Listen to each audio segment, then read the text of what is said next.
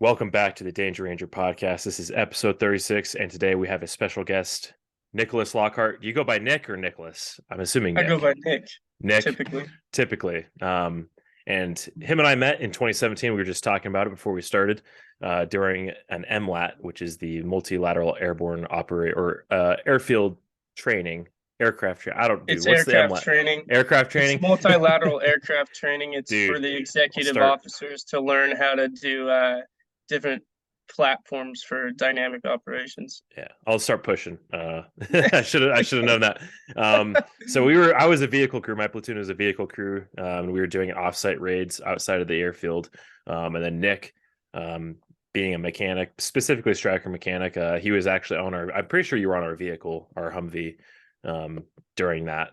And Yeah, I think I was a 240 gunner unless we had a downed vehicle. I think so.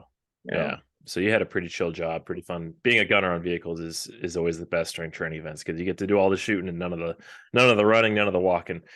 was that when we were in the Mop 4 gear? Yeah, That was the one. that was the one, dude. So that's where we met. Rooms with the gas mask Dude, on. those were so bad. Oh, it was so bad. Oh man.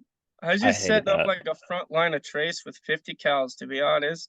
I remember seeing like some IR strobes and using blocking Well, didn't they position. gas you guys out too? Like one of the objectives. It was like these weird concrete Yeah, houses. we were in full with mask and Yeah, everything. And it was like a CBRN environment, chemical and yeah. They actually biological. started gassing y'all though. I'm pretty Yeah, sure. yeah, they were Yeah, throwing gas. yeah. They were throwing grenades and stuff. I think the grenades were like 10 tabs, and in the little Shit. basic army gas chambers, like what, half a tab, a I tab. I So think so. they're pretty potent. Yeah. But But that's how we kind of met. And then we had a mutual friend that ended up going over to the eco side because unfortunately he ND'd during the same training event. And was unfortunately kicked off the line. He was an RFS, but an ND in regiment is usually a career ender on some level. He was lucky enough to keep his job in regiment. Well, not his job, but he stayed in regiment and then went over and started working with Nick on the mechanic side of things. So, yeah, Nick, we'll just launch right into it. So, how did you learn about the regiment? How did you hear about it, and what made you kind of want to join? well, uh, you, initially I couldn't pay for college, and I decided some kid told me that if I joined the reserves, they'd pay for my college. And I sat around thinking about it, and I decided if I'm going to serve my country, I'm going to go active duty. I'm not satisfied with being a reservist. No offense to the reservists, that's not just didn't seat well with me. And then I decided if I'm going to join the army, I'm going to try to go special operations. And I started doing research and found the Rangers and decided that they were uh, try not to say vulgar things, but they're the hard ones, the hard chargers. And so I decided to become a ranger, and I decided I wanted a skill when I got out, aside from being like a cop or a security guard. And so I chose to join as a mechanic. Cool. So you were a striker mechanic specifically. So, Yes. I mean, granted, you probably got utilized, and I'm sure I know that you did get utilized as just kind of a general mechanic as well, because there's not a whole lot of those that end up coming to regiment. Is that an accurate assessment? Yeah, that's very accurate. During Ranger assessment and selection program, about halfway through, they pulled me aside and tried to tell me that I couldn't be a ranger because my MOS wasn't in regiment. And I was like, nah, negative sergeant, I got the contract. I'm going to be a ranger. And they were like, nah, man, you're not. And I said, yeah, I am. And then they sent me to a board, and they were kind of pissed off about it. I was respectful, but I stood my ground, and eventually they were like, all right, I guess this guy's with the business. Let's let him finish selection. And I did. There was only like three guys in my MOS and all of Ranger Regiment, and the cadre had never heard of a Stryker mechanic. They were like, that doesn't exist. And I was like, I don't know what to tell you, Chief. I'm going to be a Ranger. that's that's super weird because it's like we have strikers, like we have strikers in regiments, so it's like why wouldn't we have at least one or two striker mechanics per battalion? Like that's the kind of mind blows my mind a little bit. Yeah, I don't know when Regiment got Strikers, but I went through RAFs in 2015, and I think the Army got Strikers in like 2011-ish. I mean, So maybe we they were. had Strikers for a while. We've had them since like '05 or '06 because we use them in Oh, Iraq a lot. Like oh shoot. there's a lot of raid montages that I've seen of the ramps dropping dudes coming off the back. But that's what they were using. That's where like the Yeah, TTPs developed, like, you know, that hook that's on the front of the guy, the driver hatch, yeah, because they were using like piano wire and they were like trying to cut dudes' heads off. So they have that yeah. there to like catch it.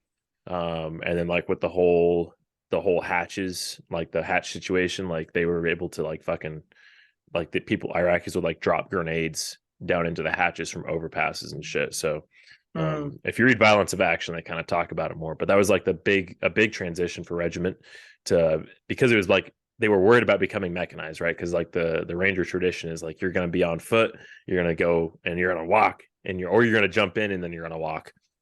So vehicles were kind of like, at least like the armored vehicles hmm. were new to Regiment at that time. And I remember reading a book about kind of like how a lot of Rangers, like the old school Rangers, really didn't like them, Yeah, but they were because we're kind of huge on necessary. mobility, and it Exactly. seems like a big tank almost type of Hmm. vehicle. Exactly. But you kind of needed that in Iraq. Like that's where they really found their footing, was doing those the find, fix, feed. I can't remember the acronym, but it's like it was like a new way of doing missions. There's a few books about it, but it's like basically like you hit a TST or you hit a target, you get intel on that target, and potentially go out and hit another one immediately following that. So the Oh, strikers oh, let oh. themselves well to that style of high intensity, high tempo kind of raids every single night, multiple times a night potentially. They Um, do very well for following objectives, and then you mhm, have a nice set of BPs around target, and they're also really good for Casevac mhm. vehicles. The Yeah, Stryker actually is a pretty solid platform. yeah. So like in Nick Irving's book, The Reaper, like I think he talks about doing like what's the acronym for for vehicle raid? A GAF, A ground assault gaff. force Yeah, yeah, operation. yeah, yeah. Yeah, A gaff. Yeah, he was doing gaffs. They were, yeah, that was a big thing. But anyways, yeah. so That's how. So that would be my bread and butter is GAF operations. mhm. Um, How would your MOS fit in? Because you did go out, you know, you did do missions. How does what your skill set provides? How do you fit into the overall assault force if you were to go out? so upon joining, I thought that I was going to be a direct attachment to a platoon of infantrymen, kind of like you'd see a forward observer, a JTAC, or a medic type of attachment. However, the way Regiment is organized is they have a support company now, and the support company operates independently of the infantry companies, and then the infantry companies pull attachments as needed for missions. It makes it very difficult to get out on target as non-infantrymen because our train ups are usually parallel but not connected. Pardon my hands. I'm not used to being on camera. However, for me, I found my way on target by understanding my value to the mission set was being a mechanic for assault force operations. Basically, you'd have to get a platoon sergeant to to deem you as an important asset for their operations. Unfortunately for me, that meant that half helicopter assault force operations were really hard to try to pitch. It's hard for me to get on a helicopter and go fast roping out. Versus if there's vehicles coming, I say, hey man, if you guys get blown up or shot up or you're getting a tick and you're stuck in a kill zone, you're gonna want me out there. And they would say, oh, we got guys that can recover vehicles, and I say, not like me, you can't. And then and then and then I'd earn my stripes during your guys' TFTs. Uh, and I'd go out there and I'd do the 36-hour missions with each of the companies. Instead of just doing one company, I go through two, three companies, and whichever one was chosen for deployment, I would attach with them, and that's how I earned their trust that I could follow their TTPs and their SOPs, and that's how I proved myself not to be a liability on target. However, I will say that required a ton of diligence on my part, a ton of extra work, because the support company wants to support the training event, and they view it logistically like, oh, we're supporting a training event. And me as the individual ranger, I view it as the trial grounds to see who deploys and who's the most combat effective, just like the infantry does. So to sum that up, if you're going to be, if you want to be a war fighter, which is why I joined, I wanted to be a war fighter. And then I showed up and realized that the dynamic there wanted me to be basically a support element and not a direct attachment. So it's very difficult to get on target. But yeah, the value I would bring is a downed vehicle. For example, we get shot in the radiator. I take a pair of vice grips and I jam it in the radiator and pinch off the fins so you have a partial radiator functioning and you don't lose all your coolant. And then you drive that bad boy down to the nearest fob or forward staging base, and you'd work on it there. And vehicles get destroyed all the time under my watch, but we always got out of the kill zone, and we never. I was fortunate enough that we never had a vehicle that was so destroyed that we couldn't tow it out of there. I never had to blow anything in place. So Impressive. I guess dynamic thinking, and I used to call it redneck rigging stuff. It's funny how a high level operator, there's a fine line between, wow, that is so ingenuitive, you're such a stud, and wow, you duct tape that? What? You put duct tape on that while we're getting shot at? Are you sure it's gonna hold? I'll be like, it'll hold. Let's get out of here. Dude, we could have used you in Syria, bro, because we were driving the Panders and Yeah. we blew a tire every single time we went out in those things, just about. Oh, you're kidding me. Because I they're did all deploy to old. Syria. You did? Yeah. So Not with you guys, did I you guess. were you at LCF or? I was at H2. Oh, you were at H2? Yeah. So freaking yeah, so the Panders there, like all the tires are dry rotted. Like those shits are fucking gross. So like we'd hit like if we were doing like training, like sometimes like you'd scrape it up against the side of something just going over some shitty terrain and it'd pop. And then we had one that blew all the way down to the run flats when we were going down to the flot.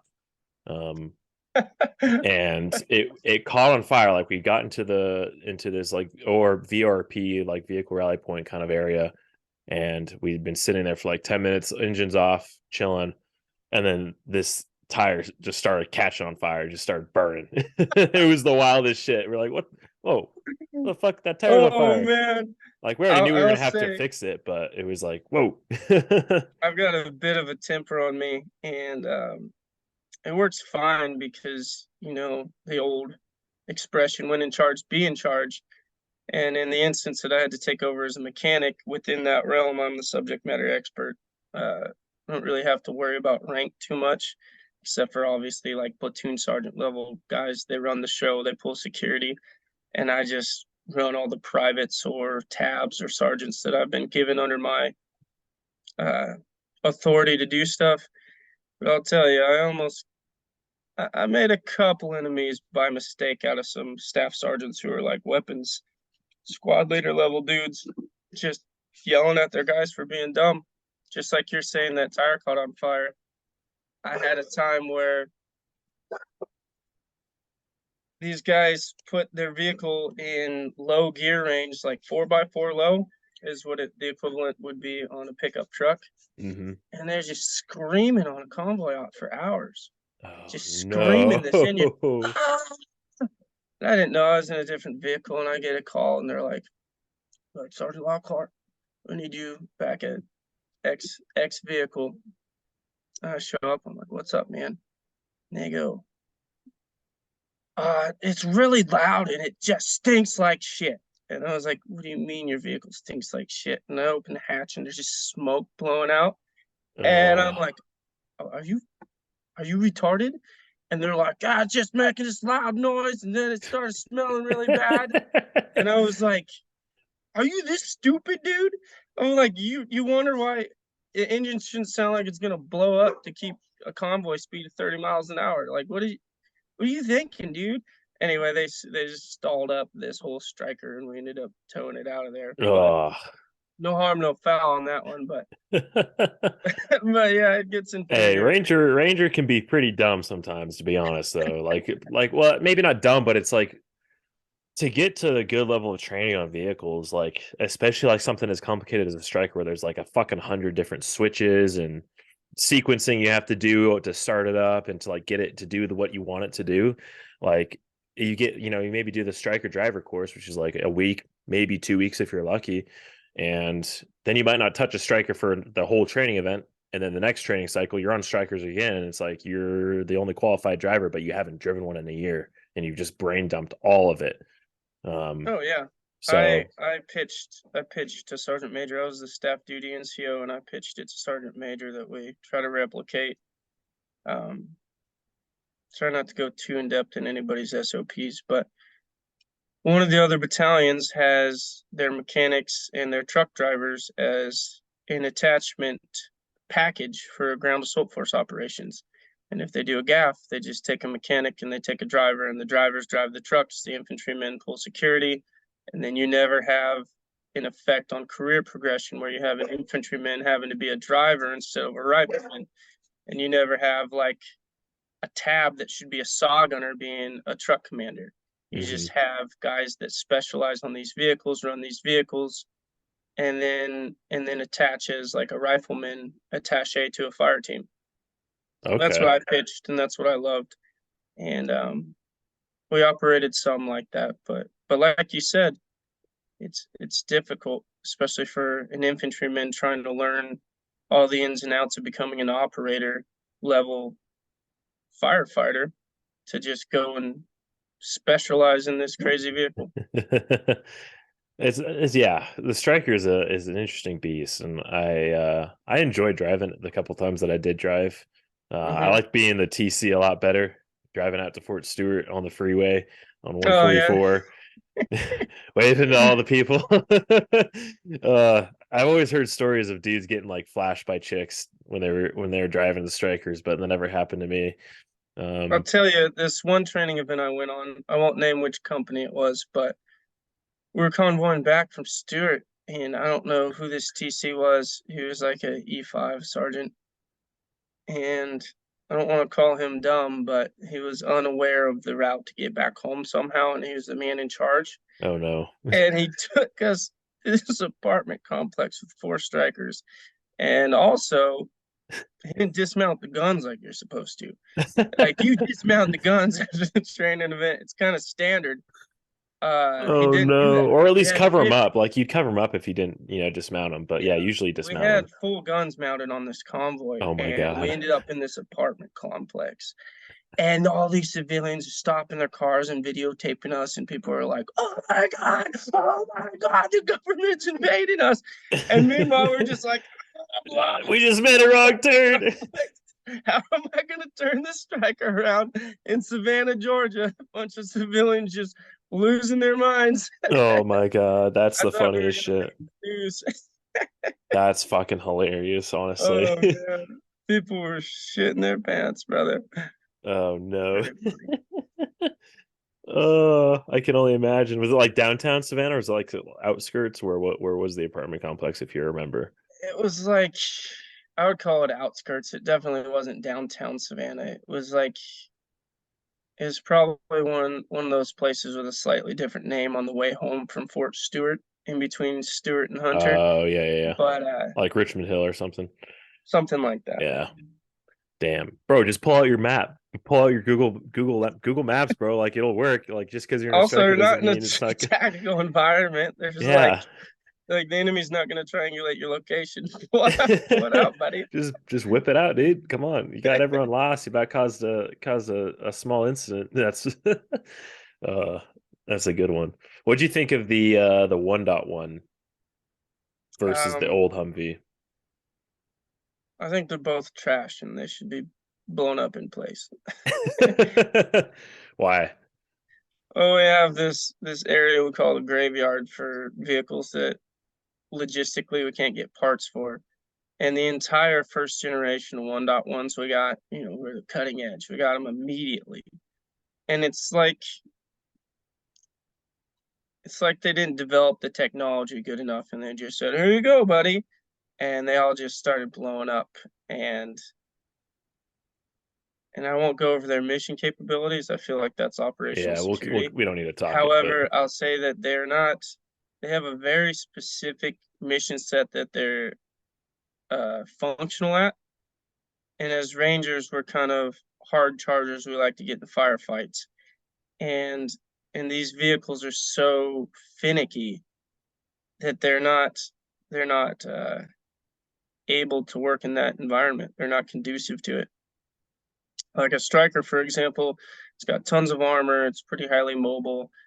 And despite what you said about all the switches and whatnot, as far as the vehicle platform goes, it's pretty they're pretty straightforward though. simple. Once you learn it, yeah. Yeah, they have a lot of mechanical elements as opposed to electronic elements.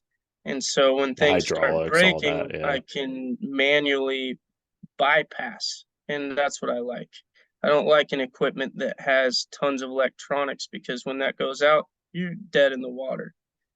Like, for example,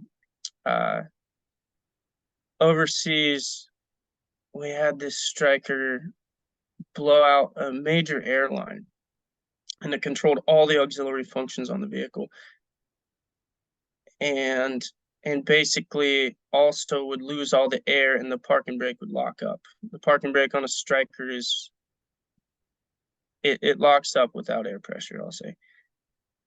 And so long story short on that one, eventually I took a bolt and I literally jammed a bolt and threaded it into an air hose and zip tied it off, and it maintained 120 psi without blowing up. And none of the auxiliary air functions worked. We didn't have a horn, we didn't have lots and lots of things, but we drove our happy asses out of there. And you Shit. can never do that on 1.1. You just can't.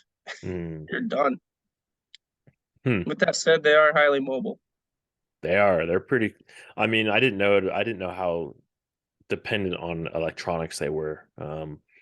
You think of a car, you think it's pretty mechanical, but I guess hearing that, I mean, it makes sense. That I'm thinking back to like the buttons you push and just the startup sequence and all that stuff. Like, and I think Regiment has kind of not a bad rap, but they kind of get unlucky in the fact that, oh, you guys are gonna get the cool new shit, like we're gonna give you the coolest stuff, but it's always the first iteration, and it's always gonna have some serious problems with it, like the Like ops the core test amps. dummies. Exactly, the ops core amps. We got those in the first gen that we had. If you left your batteries in them, like everyone is used to doing with the Peltor, so we had the Peltor Contact 4s forever. Fucking badass headset, great headset, very simple. I kept my Peltors, so I Yeah, was like, I I'm kept the not set trading them too. out. Or I bought like an extra set. Like I bought like a busted up set somewhere, and I turned one of them into Riff because I knew they were just gonna throw them away anyway. So, Yeah. um, anyways, but they like worked. They fucking just worked, right? And then we got the Mhm. Comtacs, and they started not issuing Peltors anymore, or not the Comtacs, the amps. And people are used to leaving their batteries in and just making sure they turn off. They have an auto off switch on the Yeah. Peltors, and they would leave their batteries in, and it would fry the fucking amps. Like they weren't designed to keep the batteries in. And dudes were told that, but it's like, hey, you're so used to not having to worry about it that you know that a lot of guys didn't do it and fried their amps. And like I did it, I fried mine, and they're like, oh, And we don't then have any more to give you. Like we're like, what the fuck? the compatible radios that we got, they overheat so Oh badly. yeah, oh They're yeah. like, oh, this has dual channels. You don't need two radios. I remember running around with one of those on my kit, and it was just a training event, but I was like operating a wash site for handling hostages, pucks. And I was just running around having dual comms. And I remember this shit like burning into my skin. It didn't leave a scar, but I was sitting there like, you gotta be shitting me. It was like Yeah. somebody was holding a flame right up to my rib cage, and you couldn't you couldn't stop it, and you couldn't just take the battery. It's not like you're going to take the battery out of your radio set to cool it No. down. Yeah. It's just brutal. Dude, I I'll say remember. though, back to the mechanic talk. Yeah. If I could give you guys one point of advice, if you're gonna become a ranger, I would say you have to have a high level of self-awareness to do this, and most young guys joining are kind of trying to feel themselves out. But join based on what you actually want to do, what you're passionate about. What I mean by that is if you want to be a mechanic and that's your bread and butter and you'd be happy just being a mechanic. Let's say you get out on target and you're not allowed to leave the vehicle. You're just there in case things blow up, or you don't go on target at all. If you could be happy with that lifestyle, go be a mechanic and you'll love it. It's got a great culture. There's a real good group of dudes there drinking beer on the weekend, doing engine swaps in the motor pool. It's not frowned upon. It's like take ownership of it. I remember one time, I'm not condoning the drinking environment, but my buddy had like a 1980s Camaro. We brought it in the motor pool. We did a full engine swap all weekend and just got real drunk, real drunk. I'm like 12 beers in, and the staff duty officer walks in, and I'm just drunk and working on a car in the motor pool. And he's like, What the "What are you fuck? doing?" And I said, "I'm doing an engine swap. What the fuck does it look like? You want a beer?" And he was just like, "Nobody's ever talked to me this way. I'm a lieutenant or a captain," whatever he was. And he was just like, no. And I was like, all right, man, you have a nice day. Like I said, real serious, like, get out of here. And he did. He was just like, okay, man. And he left. He never bothered us again. But Hey, dude, don't mess with the eco guys. They're about that life, dude. yeah, we had a guy, I won't say his name, but you're in ACO. hmm We were sitting in this tent city because of the COVID thing. It was like a quarantine. And this Oh, was ACO this the dude started, 2020? Is this the yeah, I 2020 think it was. quarantine? Was this when I we were think it like locked was in before we went Vanilla overseas? Gorilla. They had this ACO guy walking around each company, and he was drunk, and he was saying, "Who's the toughest guy in this company?"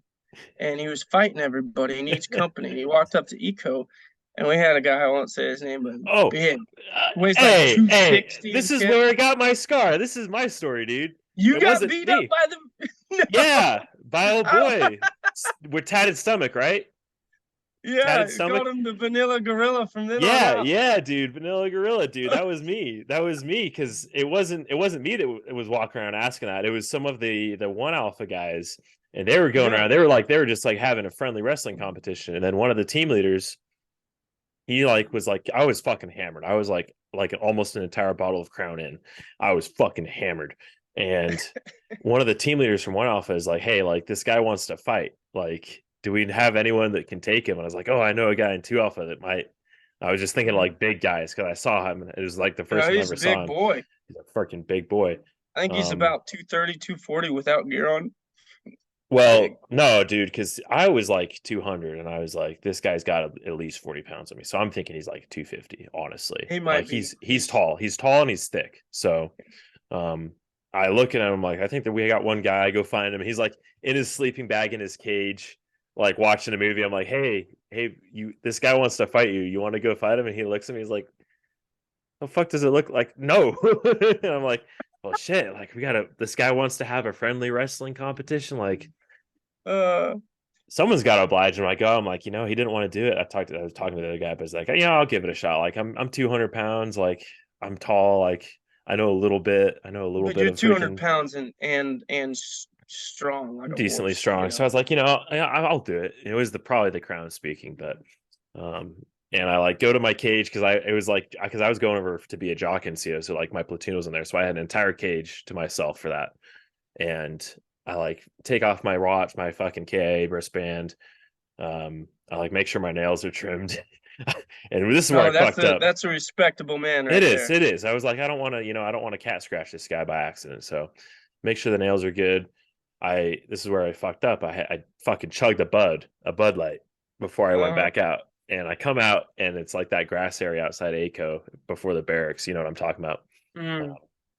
And there's already a big old circle of dudes, and old boy's got his shirt off already. He's like in the circle, and we had that first sergeant that was reffing it, and I fucking Oh, you're walk kidding in. me. Yeah, it was. I don't remember his name. I'm drawing a blank on names for some reason today, but he was reffing it, and he was like, "All right, 3 1-minute rounds, no striking, submissions only," and he fucking reffed it. First 2 rounds were good, and then the last round he threw me into the green electrical box. That's where I Oh, split my head that's what open. happened. Yeah, I want to hear it from your I perspective because it sounds like you've got a different perspective on it. well, I didn't actually watch you guys' fight. I just heard the rumors. I heard a very different What'd you version of hear? that. I heard that there was an ACO asshole. Apparently, you walking around talking shit to every company, going, "Who's the toughest guy in this company? I'm gonna whoop his ass." and then, and then I heard that you, I guess, I heard you walked up to Eco, and everyone was minding their own business, and you're like, "Everybody in Eco's a bunch of pussies." Fuck Eco. Eco ain't got shit. You guys are bitches. And then I heard should I say his name? Nah, the No, Vanilla don't say his Gorilla. name. Yeah, Call him Vanilla Gorilla. Vanilla Gorilla. I heard he got up and then just like threw you into an AC on the wall and knocked it off the wall and busted your That face. is not at all what happened, dude. That's what I heard. That's a gnarly game of telephone right there. But no, it was like, Yeah. I mean, the ACO part might have been true. At least the like someone walked around because there Somebody was one else in alpha guys ACO that may were have wanting been to that fight. way. They were wanting to fight, and then it ended up being like a more organized 3 minute bout of wrestling, and neither of us could get submissions on each other. Like I got him to the ground a few times, he got me to the ground a few times, and the last one was just a nasty hip toss. And we had like guys that were standing in front of that green electrical box and specifically instructed to not let us hit it. And everyone's hammered, so instinctively they see me flying at it and they move out of the way, and I freaking No. bonk. Those boxes are solid It was steel like the too. corner. It was like the They're not corner. I for get up, good. my forehead's bleeding. I'm like, I'm good, I'm good. And they're like, whoa, you're not good. They took me to the medic's cage and they freaking stitched my forehead up. Seven stitches, glue. You're Like, kidding. That's brutal, brother. yeah, I'm it was glad you like I had was some like good shit. friends. I was like shit, dude. Like, because I was worried I was gonna get kicked out of the quarantine for it because I thought it was gonna be Oh, potentially like a hospital thing. But old Doc freaking he had the stitch kit, dude.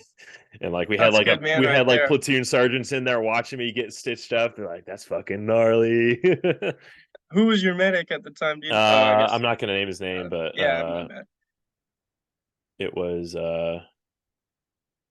dude, why I can't remember anyone's fucking names right now, but Our he was a medics are homie. phenomenal, He though. was the Indian looking guy, darker skinned guy in ACO. Oh, Um, yeah, yeah, yeah.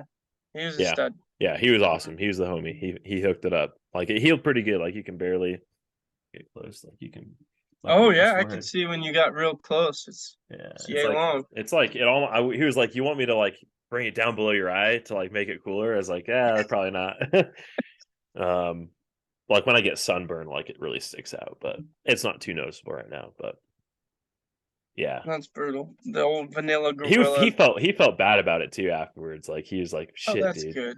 It was like a friendly, like we weren't like it was no like zero bad blood. It was just like, hey, like he wanted to wrestle, like I was game to wrestle, and we Hmm. made it happen. Then I got hurt, and he's like, shit, man, like I feel bad. And I was like, nah, dude, like shit At least happens. that Like I'm didn't fine. ruin your deployment. Oh, dude, it was hilarious because I was like sitting in the jock. They were like, you gotta hide, like you can't let anyone see you like Hmm. this because people are gonna start asking questions. And like I like hid for a little bit, and then we threw another party the next night, and I go out, and it's like our CO is like, what the fuck happened? All right. And I was like, I tripped playing Can Jam. I just gave him some bullshit. He didn't believe it, of course, but he's just like, all right, whatever. We were mostly concerned about hiding it from like the BC and the Sergeant Major, but it ended Yeah, up being because okay. you don't want them making an example out of you saying, "Hey, Exactly. we need to take this more seriously." Yeah. But it was fine. And then I got overseas and I was like, working in the jock. So I'm like around the BC and the Sergeant Major.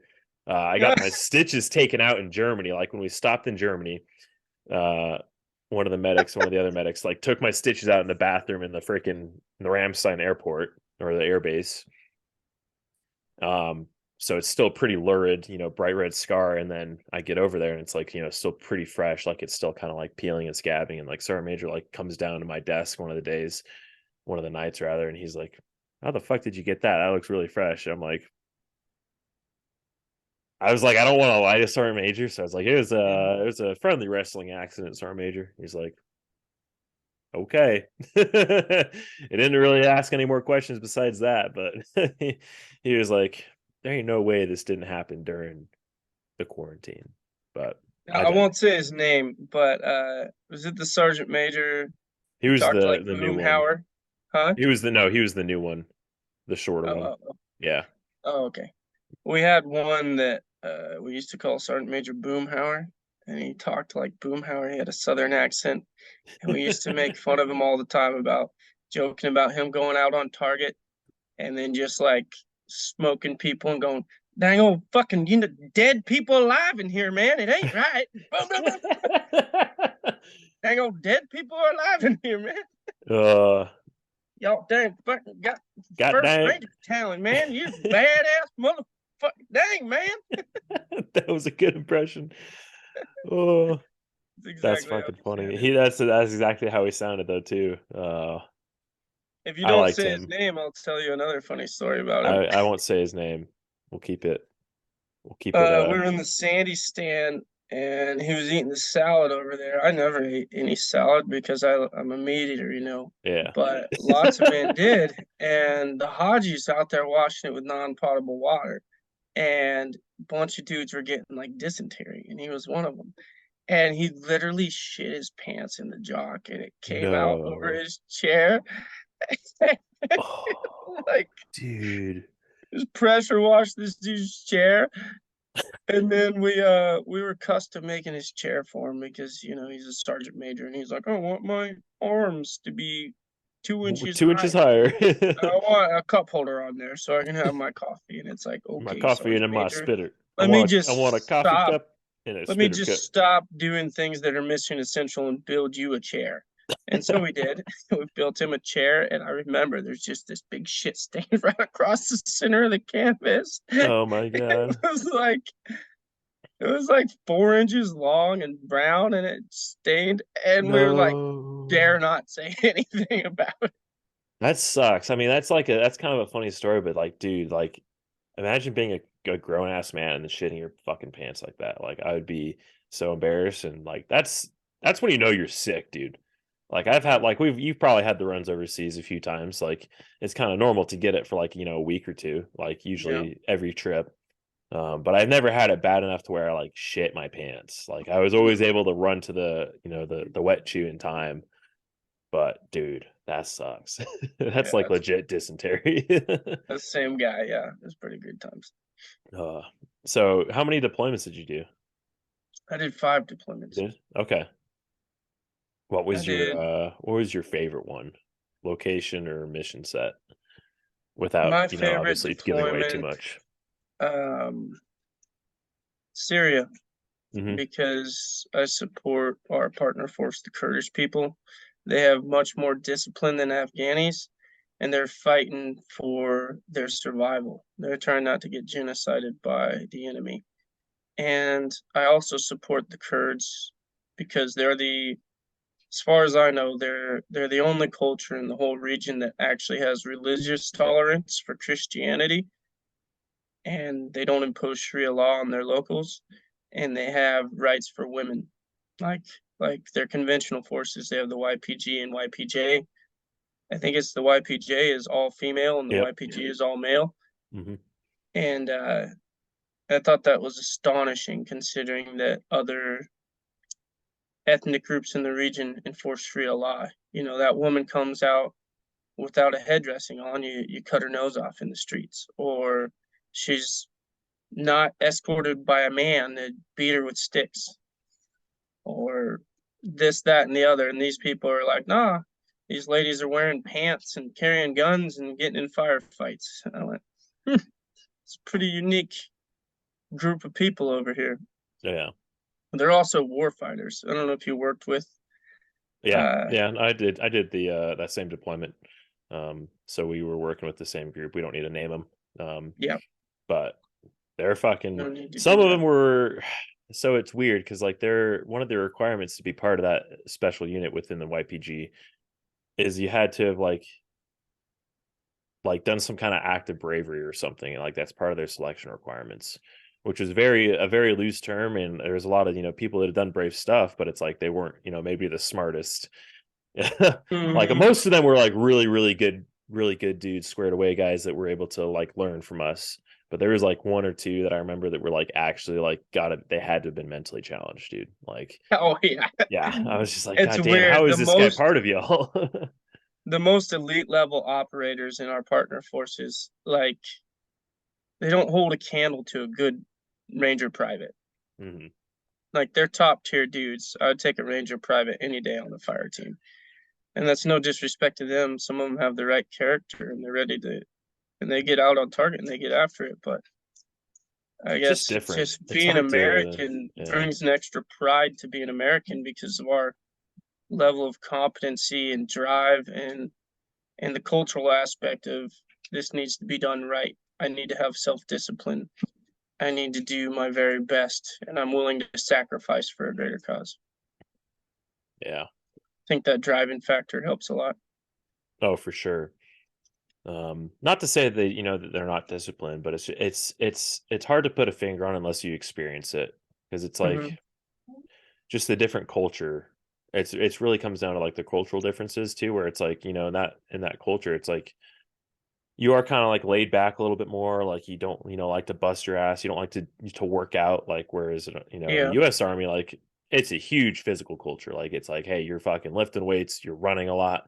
um like we do it every day, versus they like the partner forces, and that's across the board in the Middle East too, where like they don't really take as much pride. They don't, get me wrong, they're very fit, like they can go for days like cardio wise, but it's like yeah, they're yeah. not We're not trying strong, to they're put not them down big. by any No, means. It's just it's like different. it's a different kind of culture. Like they can absolutely fight, and like they have that gas tank, but when it comes to like really pushing the upper limits and the upper echelons of physical capability, like they don't really have an interest in it. It's like not necessarily a bad thing, they just don't really care too much about it. They'd rather Yeah, take that time. And it's like seeing a Division II athlete versus an Olympian. Like they're both that's a good head and comparison, I like arms that. above the average person, and they're gonna get it done. But that Olympian eat, breathe, trains. It's his existence, his life. He loves the process, and that's kind of what we bring to the table. Yeah. That's a bit different mentally than almost anyone in the world, honestly. Even Hmm. European counterparts. Don't get me wrong, uh their high echelon guys are just phenomenal. yeah. Those guys are animals. Like put a lot of us to shame, but I guess that is a misnomer too, because I'm comparing us to conventional forces. If I compared us to conventional American Army, I would accidentally sound degrading towards them as well. I Or mean, we could talk shit different on our breed. guys. I'm okay talking shit on our guys, but Yeah, yeah. dude, I mean, yeah, Syria's it's unique because like not a lot of people have been able to go to Syria, like in the US. Like um as far as like deployments and stuff. Like a lot of people have been to Iraq, OIF, and then um like that's still a place where Americans are. So like there's still a decent American presence in Iraq. But like even Syria, like there was a decent, during the peak years of us fighting ISIS, like there was a decent amount, but like still not nearly as many as who'd Mhm. been to Iraq and who'd been to Afghanistan. And there's even less who'd been to all three. Like that was something that I kind of thought was cool. Is like Regiment, we got to go everywhere. We got to do all three of them, which not very many other units can claim that.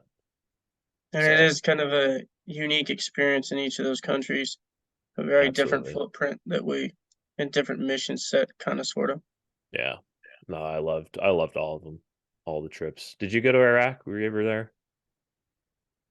I don't know if we're supposed to talk about Oh yeah. Oh, other certain we places. can. So I mean, you can just say you've been to Iraq or not. okay, that's fair. So you've done a trip. Yeah. Okay, so you've got all three as well. We don't. Yeah, we're not going to talk specific bases or locations or whatever. But Dude, Iraq's also fun. I want to go back. Like that's like maybe one of the few places I'd go back and visit is Oh yeah. Iraq, honestly. Um I do like the Middle East. Like it's I kind of There's an grew to like it. absurd amount of history there. Yeah. Like I remember going to Savannah, Georgia and thinking, wow, there's so much history all the way back to the slave trade days. Hmm. Whoa. And then you go to the Middle East and there's empires that are 10,000 years old. Yeah. And they got statues from ancient civilizations like this used to be Babylon. Yeah. Like, what? This is Babylonian. This used to be Assyria and Babylon. And all these things you learn about in school that just seem like the seed of civilization. And Hmm. these people have relics and cultural influences from those empires. Yep. It is unique to see. And like Afghanistan too is cool because it's like I mean, so many places have tried to like conquer Afghanistan, going all the way back to Alexander the Great, right? Like his campaigns through the Hindu Kush and through Afghanistan. Like I've read, I haven't read. I need to find like an actual good historical documentation of his campaigns, but like he's running into the same exact problems we were, like dealing with warlords, dealing with alliances, trying to make alliances, trying to root out the enemy having the advantage because they've lived there their whole lives. And it's the exact same shit that we had problems with, that the Russians had problems with, that the British had problems with. It's the same shit, and you can see it go all the way back to Alexander the Great, and we're still experiencing the same problems fucking 2,000 years later or so. I don't know exactly when it was that And he invaded the harsh Afghanistan. environment makes it Hmm. logistically horrible to support an element out there. Yeah. And then the decentralized command system that they have, it almost rings parallel to the American Revolution, how the Brits had a conventional, organized elite force that just struggled and failed against the American revolutionaries because we were so spread out. Like you couldn't kill the commander. I mean, George Washington, granted, if they killed him, we might have been in bad water, but generally they struggled. We were like guerrilla fighters, and I see parallels to that in the Middle East. Yeah, I It's mean that's a good not analogy. It's a good conventional. comparison. It's not a conventional warfare, Hmm. near peer type threat situation. Yeah, I mean Alexander, like he did adapt his phalanx style fighting. He did adapt it to the mountains where he, made his units more agile, more mobile. Um, but it's still you're not gonna conquer Afghanistan. Like it's one of the few places where you'd have to just kill everybody. But Yeah, even then, like that's super hard to do. Like there's so many caves and there's so many little mountain villages that like you're not gonna be able to ever own it fully. Like you have to fight for every second you're there, um, yeah. and And every that inch of hearts and ground. minds tactic it seems like a wise choice, but these people have been at war for thousands of years, literally. It's part of their culture. And then their mindset with the really huge Muslim influence, it's very different. I feel like you'd have to know the people to really understand it because they don't have the same view of self-worth that the average American has. They have a view of collectivism worth, and they have a view of the conglomerate of the Muslim Brotherhood that they're willing to sacrifice for, typically, that I've seen. And it makes it impossible to change a group of people like that. Yeah, They're fighting a holy war in their minds, and we're fighting for democracy. They they don't don't want it. even want it. They don't even want it. Yeah, freaking like it's like democracy's the best thing. It's like for some people, yeah, for some people it's a good system, but for other people, like you have cultural differences, you have differences of intellect, across cultures, you have different ideas that have just been so ingrained in them that like teaching them the idea that the woman, for example, like women can go to school, like that's so foreign to them that you're not going to be able Mhm. to change that in a couple of years. Like No.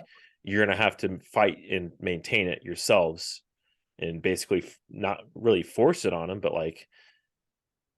enforce it, if that Yeah, makes we sense. had to establish the structure conducive to that environment, and we had to protect that environment by creating a bubble of force against enemies that would come and take that away. And then And when we you saw, left, as soon as we left, left, it all collapsed yep, immediately. yeah. So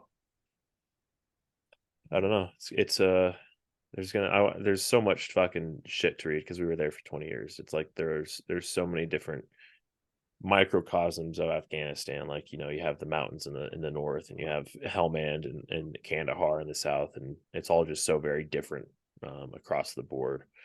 But yeah. Yeah. So as far as Certainly. like kind of reeling it back into regiment specific stuff, how does it in your experience, how you kind of talked about it earlier about integrating yourself into the platoons as a support company kind of guy. You want to talk a little bit more about why you kind of did that? I mean, I know you did it because you wanted to get on target, but like you Yeah. didn't have to do it necessarily. You could have, you know, kind of just kept to yourself and done what was kind of required of you. But Yeah, when I joined, I wanted to be a warfighter. And back in the day before eco was established, mechanics used to be direct attachments, and that's what I thought I was signing up to do.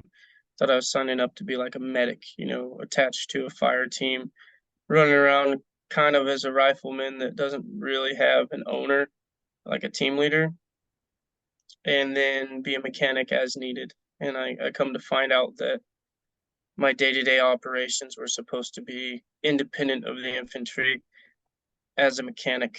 However, I joined to be a warfighter, and so I really went out of my way to try to prove my worth on target and prove myself not a liability so that I could get on target.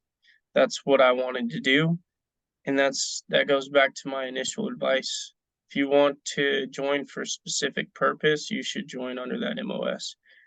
In hindsight, I would have just become an infantryman. It saved me a lot of hardship and a lot of struggle to get on target.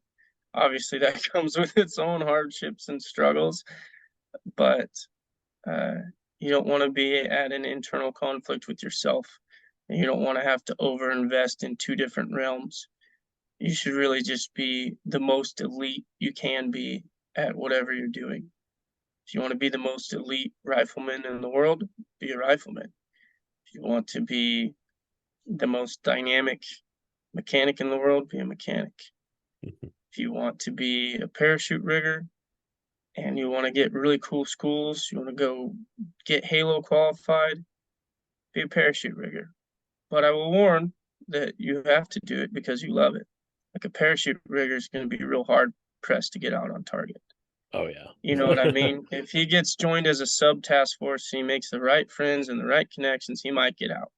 But that's not to give anyone a seed of hope that, oh, I could get out on target. This guy just said it. That is It's like so rare. you're not. It's probably not going to happen for you there, buddy. You should It's so rare. understand. Yeah. Yeah, even for mechanics, it's very very rare I mean, that yeah, we get the it is. opportunity to go out. I mean, you sold yourself. It sounds like you kind of pioneered that idea of like, hey, like you guys need a mechanic out there. Like it sounds like Yeah, you were kind of the first, or you had an idea that you wanted to get out and you made it happen. yeah, pretty much. Yeah. And I didn't really have the influence to do any of that until I had my Ranger tab, and that was just barely enough to justify myself being a rifleman during training with some infantry guys. Mm-hmm. And then as a sergeant, I was established in regiment enough. Honestly, just having connections in the infantry and having friends through there was able to get me on manifest for training and to make friends with fire team leaders and squad leaders and train with them directly enough as a rifleman to where I was integrated in as if I was a rifleman on their team before deployment. If I didn't have the ability to do that and I didn't have the bold headedness that I have to facilitate that, I would have never went on target, probably, to be honest. My chain of command wanted me to be a mechanic and set up little staging areas for people. And I just grabbed some other guys and I said, hey, this is your job now. You just set up this little area, and if you actually need me, call me and I'll come. And I really kind of created that dynamic for myself. I mean, I will say it is important to have during vehicle operations to have someone of that expertise on the ground, especially if you're operating in a low, I won't say low signature, but like, a super light kind of expeditionary type of force, right? Where Mhm. you don't have a whole lot, you don't have the full train of traditional support where you can call in a helicopter and they'll come fucking drop off whatever the fuck you need. To where it's like, Yeah, hey, you your have to security be is speed at that point. You mhm, have to be high mobility. high mobility, which is if you have a fucking vehicle down, guess what? You're not high mobility no more. You're No, fucking you're not. very low mobility. So when we had a an SMU mechanic that was with us in Syria when we were there, and Yeah. we brought him out every single time. Like he was in one of the Panders every single time because he knew how to freaking swap those tires real quick. I was as well. Yeah, I helped exactly. develop some new SOPs and TTPs, and that as well brings your value as a mechanic. Uh, it's very important to be able to foresee training or combat. I don't know the word, like how a vehicle is going to break. You're going to be able to foresee that Predict. and Yeah, bring a special kit to fix certain problems that you think are going to be common. That comes with experience. But like you're saying as well, having trouble getting out on target. I had instances, even as a sergeant, where I would offer to be just a truck driver, and I get looked at in the face like you're lesser than me. You're not a rifleman, and they'd tell me we only want shooters on this. I say, excuse me, you're gonna take a private over a sergeant with a tab with 4 deployments? I can outshoot every one of your tabs and privates, buddy. And but you can't brief that to a platoon sergeant. He'll spit in your face. He's like, "These are my guys. They're shooters. You're not." yeah. Versus other guys, the dynamics better now. They have the foresight to go, "Hey, if we get blown up, we're probably going to want a mechanic to We're fix probably this gonna here. want the guy that knows everything about this vehicle to This be guy's a there. little more important than getting my private out." Yeah, But because the odds of you guys even getting in the fucking firefight to begin with are pretty slim. We got way more vehicle problems than we did firefights in Syria. Like oh the yeah, mechanic was way more valuable to us than yeah. anything else. Uh, But with that said, it's hard to prove yourself not a liability on target because the way the training cycle is you designed, don't get a chance to do you like a get a live new fire. position every training cycle, and you Yeah, train with your fire team, you train with your squad, you train with your platoon and your company, and everything is finely tuned to be forward deployment. And if a person's not there during the entirety of that training, then you can't just throw a wrench in the gears and say, "Hey, this guy's part of you now." yeah. There's no trust there. Whereas Rangers have to be really, really cohesive. Hmm. How much time do you guys get in eco to like actually like shoot your weapons? We do a similar training cycle to what you guys do, but instead of doing like full blown raids, we'll do ranges and we'll do CQB, CQ close quarters battle, close quarters marksmanship. It's it's kind of free. It's up to the NCOs to determine the training, but we shoot quite a bit. Not as much as you guys, but it's not on the back burners either. Like we'll Okay, go throw a couple thousand rounds of dude pretty often. that's nice. I had no idea because I always assumed like it was like you guys are running backside for something like you were kind of saying where it's like, oh, we're just kind of supporting the training of the line companies, but Yeah, we have that's to cool. train adjacent to your training, so it's Hmm. not like when you guys are doing platoon live fires, we're not going out shooting. Right, It'll be in between your training events or after. We'll have our own range days, and it's kind of chiller to be honest. hmm. Instead of having a whole platoon of 52 swinging infantrymen, we got 12 guys, and we have similar round counts to what you guys might have. And we got 2 days, and we'll sleep out there, and we'll just kind of do whatever we want. The NCO designed the training, but it's less focused on platoon level tactics, and it's more just Individual individual proficiency. operator level skills. Cool. But That's pretty yeah, unique. it's pretty How cool. much did you guys get to do live shoot houses as well then? We didn't run live shoot houses in company internal, no. We never did. I Hmm. ran with infantry as an attachment, but that's you guys running it. Right. Uh, our mission set is attachments, so really we don't get to do as much like battle drill 6 and stuff. You'll probably never see an eco independent fire team trying to attach somewhere. Oh, Unfortunately. I mean, that's probably for the best though, because like there's there is a lot of intricacies that come into doing it. Oh, a So ton of yeah, experience. An infantry yeah, fire team leader has an absurd amount of experience that you couldn't replicate unless that's all you did all the time for 5 right, years. yeah. So No, that's cool. I'm glad that you guys actually, we you shoot know, tons of so I will say eco, if you're in the right group of people, we're definitely more spun up on like convoy operations than the line guys are. As arrogant as they want to be, uh, we run around doing convoy ops and nighttime driving and shooting guns and having blocking positions and 360 security. We'll do CASEVACs. A lot of our training during our independent training cycle, you guys will do like a raid with the platoon, and we'll do like nighttime convoy operations to replicate mission sets of that nature, where we go get like a high value target and drive out, and we'll take contact and we'll learn new SOPs. We'll go to train. I went to training courses that were high end and specifically geared towards getting validated for convoy ops for the regiment. nice. And it's funny because I got validated as a assistant commander by some high echelon dudes, and then I get back and we got the validation for our whole battalion. And then immediately upon return, you have some E6 infantry guy that's like, I'm in fucking charge here. This is my vehicle. And you're like, you don't know what you're talking about. He's like, fuck you. You don't know what you're talking. I said, I just got validated last week, asshole. That's why we're doing convoy ops. You didn't get us validated. I did. Yeah, Literally me. yeah, So there's always that dynamic. I'll say if you're an attachment and you want to run and gun, you're gonna have backlash for guys are arrogant and they think you're lesser. However, like I said, if you are a mechanic or you are a small arms expert, if that's your bread and butter, guys will value you and respect you, and nobody will give you an ounce of trouble like they would their own guys because they understand you're not in their chain of command and they're not going to try to bully you. It's like I'm the subject matter expert, and if I'm talking with a guy about a vehicle, they respect that. Nobody's ever challenged me on that whatsoever, yep. which is That, I pretty mean, that nice. comes. It's you got to be competent though, but at the same time, so it's like you were very competent. You knew your shit, and you were able to effectively communicate. Like, hey, like this is, like I don't come to you, fire team leader. I don't come to you and tell you how to fucking breach a door. Like you don't come to me and tell me how to fucking fix this fucking truck, right? Yeah, that's exactly it. Yeah, That's the mutual case. respect.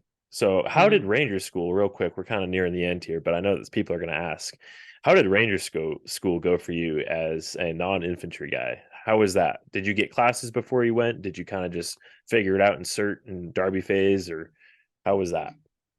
Well, as ashamed as I am to say it, as a new private, my platoon sergeant shipped me to Ranger School right after my first deployment, and I didn't get any classes. And there's a competition, BRC, Best Ranger competition. I Oh got no. recycled for that. They recycle like 100 dudes every cycle. And then I had what's called a suicide squad. And we had 3 goes out of our, what do you get? There's like 36 It's looks or like, something. yeah, Anyways, I failed Ranger School one time. And I'll tell you, I had a hell of a time for a couple years after that. And I had to run a team leader level position without a Ranger tab. And there's nobody respects that. But it was also nobody could replace me. So I had to fill that position, and I went tooth and nail, and then I got to go to Ranger School, thankfully. And the second time I went, it was a piece of cake. I mean, as much nice, as Ranger School can be, Ranger School is a hell of a time. But yeah, I went straight through. I nice, got 2 goes in Darby, I got 2 goes in Mountains, and I only got 1 look in Florida, and I just ripped right through. I got five nice. goes out of 5 looks, and I murdered it. I had a good Good time. shit, dude. That's fucking impressive. I'll say though, Ranger School, you got to do it. It's more than just a validation course for a ranger to prove his leadership. It's a individual development thing. I think it's invaluable to prove you're not prove, but learn what kind of leader you are. Yeah. Learn what you're gonna do when it's the worst conditions, imaginable. Raining, no sleep, no food. freezing fucking half to having death. freezing or being too hot and wearing the same uniform for the fucking on 10 days. First Um, time I failed was in winter, and the second time I graduated in July. oh, brutal. And I remember in mountains phase, we had this kid. He was another actual ranger, and he got heat exhaustion. So I gave him all of my Gatorade packets, and I was an assistant gunner with a tripod and all the rounds. And then I took this kid's saw and climbed this huge mountain. And I remember I laid down and pulled security with my gun team, handed off his saw back to him. And I remember I stood up and my quads locked up. And I started punching myself in the quads, trying to get them to unlock.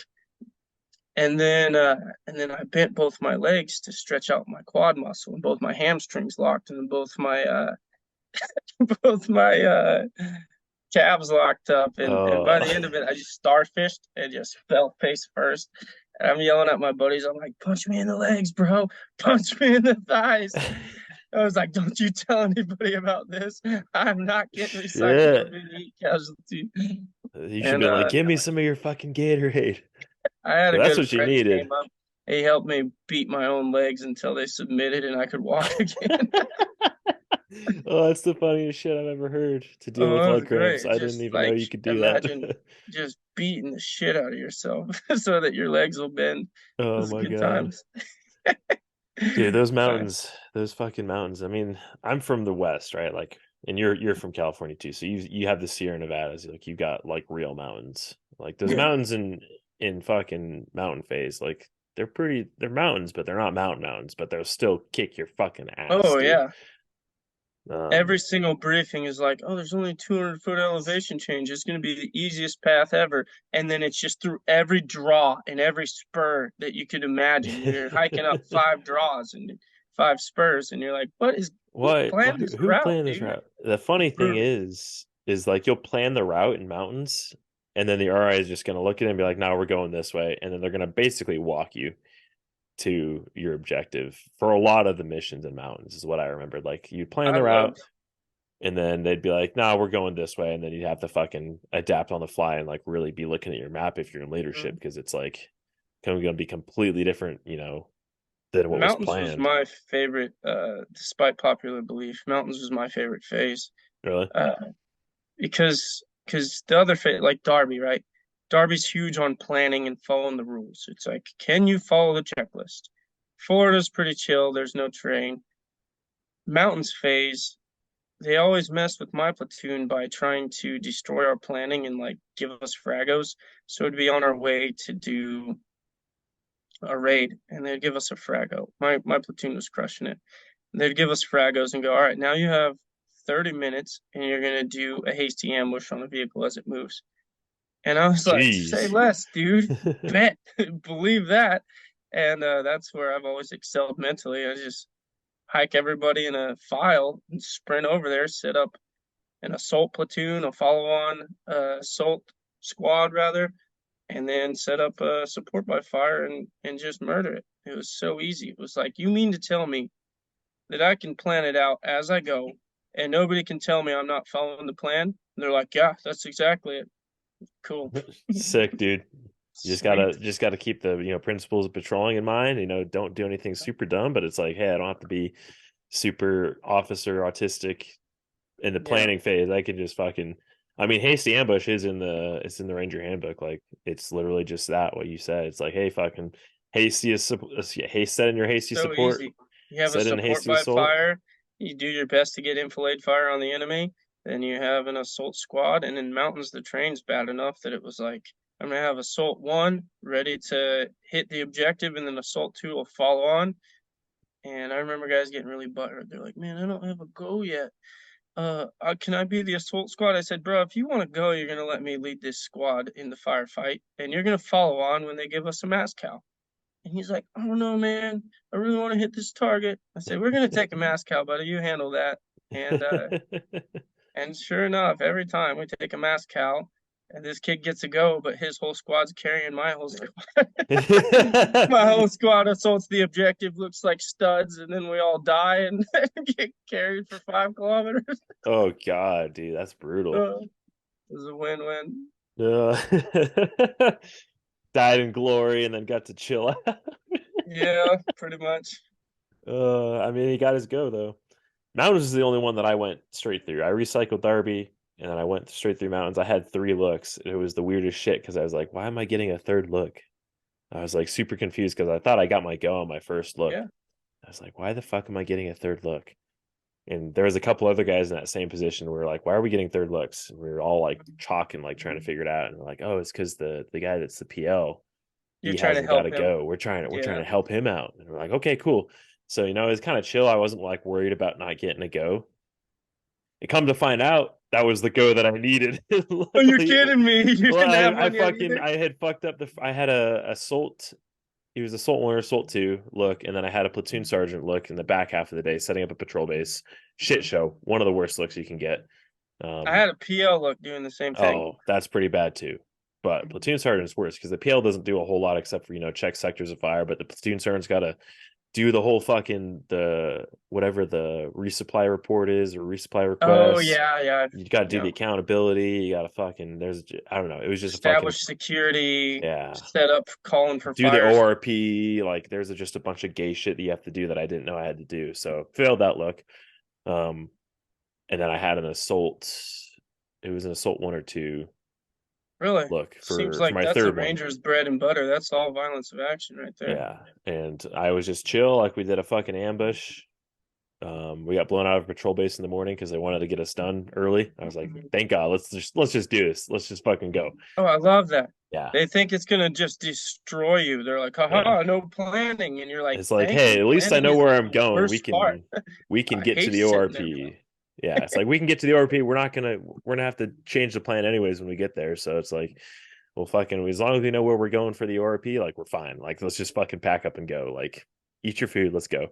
Um, Ambush went off really well, and we walked back, and then I find out it's like, yeah, you didn't have a go till the last day, and I was like, my butthole puckered a little bit too. I was like, God damn, I just narrowly dodged recycling mountains, Well, and that then that worked for you too, because that extra confidence thinking you're only there to help somebody else out, and as long as you're it not a did. shitbag, Yeah, then you're like, cool. You're like, it doesn't really matter as much. I'm just gonna I'm just crush it gonna for be a this guy. Chad, exactly. So it ended up Right. working out. So, which is, I guess, the mindset you should have the whole time. It's just like you should be concerned about helping the other guys in leadership and just performing your best for them and making it about them and not thinking about yourself. Because when you start thinking about yourself, you get in your head a lot, right? Like you get in your head and you get Oh, it you're just you're playing over mental games. invested. You're too Yeah. invested, and you give yourself a little bit of tunnel vision. At least I Mm-hmm. did. Mm-hmm. I had to stop and take a tactical pause, relax, and regain my awareness. I think that's true for combat operations as well. I think the difference between an infantryman and an operator, like we were, operator I can mean, we weren't sit back and operators see the technically, but picture and have better awareness. What's that? I said we weren't operators technically. That's a very like Okay, fair unit. enough. I don't like calling ourselves operators because it is an actual term that is earned. But That's fair. special operations, like there is a distinct difference. So, like I will, what you're saying is right though. Um, Yeah.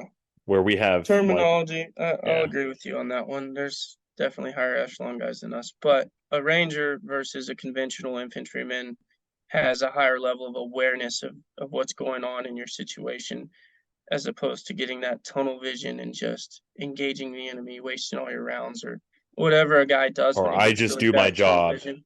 But it's Yeah. like, hey, if you have that broader scope of the whole picture and you're able to be able to you're given the license and you're encouraged to kind of think creatively on and think on your feet. Like that's the whole reason why we're better is because we're able to adapt to the fucking craziest shit. Like in training events, like we'd always get wild shit thrown at us that it's like the odds of you seeing this in combat, like this would be like the worst day of your life.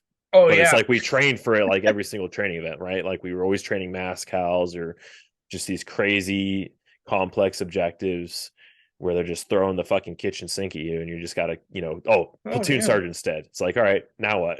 Or like they'll kill the Yeah, your platoon platoon sergeant and the sergeant's weapons squad dead, leader. and by the way, you no longer have any comms. Yeah. Congratulations. In the middle of the night, you're like, okay, let's Yep. figure this out on the Hmm. fly. Oh, and the enemy's shooting at you.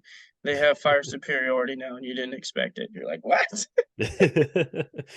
Like Where are if these for that guys? to happen, it's like super rare, but it's like yeah, like you get those in training all the time, Mhm. which is what makes us good. So like when it does rarely happen, like there's like my buddy in 19, um, when we deployed in 19, like the couple missions they had go really bad. Like the only reason everyone made it out alive is because of, well, one, superior medical training, and two, training for the worst possible case scenario of like barricaded shooters, complex ambush, near ambush, all the fucking Mhm. crazy shit that you really, you know, won't expect on 9 targets out of 10. But like because we have that experience of just handling the fucking crazy shit, like it was fine and everyone made it out alive. And then the immense amount of time and focus we put on our battle drills is just to where it's literally second nature without a deliberate thought making process, just like you're supposed to train to. I Hmm. like how we train those dynamically as opposed to just, oh, this is what the book says. It's exactly this way every time. The enemy's going to attack me from 12 o'clock, and Yeah. we're going to establish a base of fire, and then we're going to maneuver. It's like, no, it's not the way life goes. But yeah, I've always been really impressed with the infantry guys. Yeah.